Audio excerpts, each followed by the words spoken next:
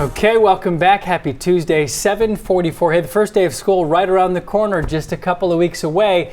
The relationship between the parent and the teacher is so important in a child's success. Sometimes even with the best intentions, parents are not really sure when to step in and when to let the children work through the challenges on their own. Here to talk about it, Dana Sheridan, school counselor at the Village School, to help explain how families and teachers can become stronger partners. We keep trying to get better at this.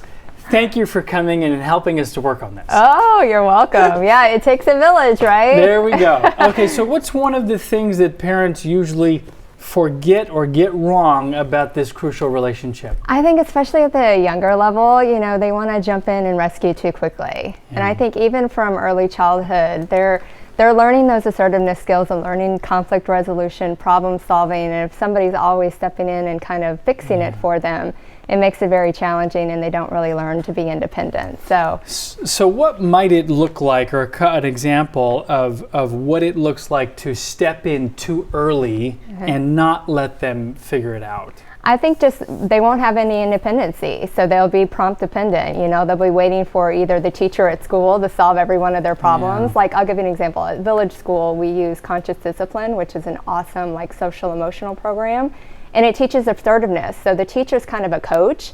So even for 3 and 4-year-olds, it's a kid will run up to the teacher and be like, Johnny hit me with the sandbox tool. And so she'll grab both kids together and kneel down, and she's like, tell him how that made you feel. Oh, wow. So there's the back and forth that I feel like sometimes as adults we didn't even, we still need to learn, right?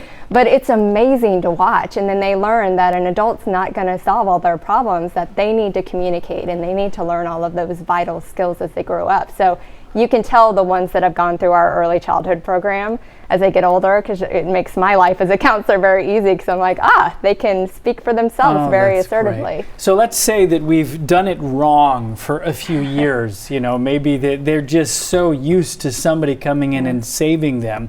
How do you change the habit? It's a little bit tough, but you can give them little missions. What kid doesn't love a little mission? So, okay, remember we talked about this. So you're giving them a past example. Or even giving them a made-up example. How would you work through this? What would you do? What could that person do differently? And then you're giving them a mission.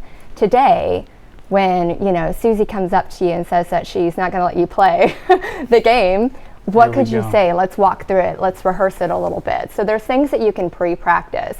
And then you can, praise and ask them when you see them at the end of the day how it went, and kind of go from there. But it's little baby steps. Like, don't be too broad of, I want you to figure it out yourself. Yeah. No, you need to kind of coach them through a lot of that, coach mode. So am I hearing correctly that as we approach the new school year, managing some expectations can go a long way? Yes. If the student expects that everything will be peaches and roses and work out exactly in their favor, then they might, when they hit reality that no, it's not, they might not know how to handle that? Yes, and so especially at the beginning of the year, what we see a lot at school is, classroom placement change. My daughter's not in the same class as her best friend she's been in with 3 years.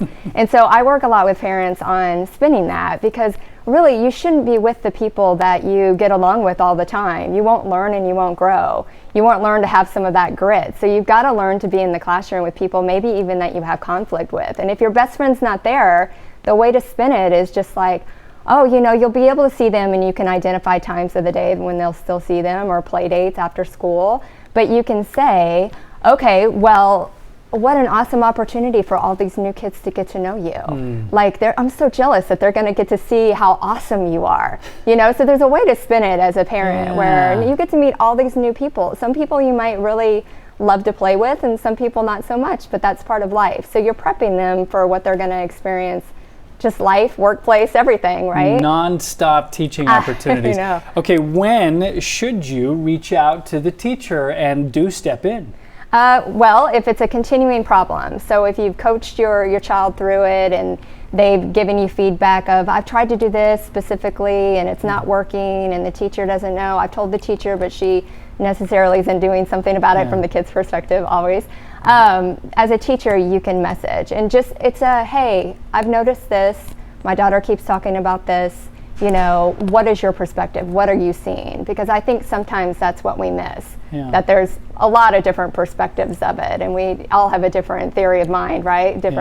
So we take in different things, and so the teacher might come back and say, oh, well, you know, actually I've noticed some of this stuff. Maybe you can go back as a parent and coach a little bit of this, or I can have an eye on it more at, you know, school. If it's something huge, use your hierarchy. You know, a lot of teachers, or a lot of parents, excuse me, will get really worked up, which rightfully so, it's your child, but they'll skip so many steps. So they'll go from, oh, I didn't like what the teacher had to say, superintendent, so I'm going to the right at the head of school, superintendent, and it's like, use people like me. We've got a lot of support staff, but you got to work through the ranks, because that's my job, is to dance the dance, figure out what the dynamics in the class or at recess, whatever is happening, and then also at home what's happening, and how can I get these two people to kind of communicate and align.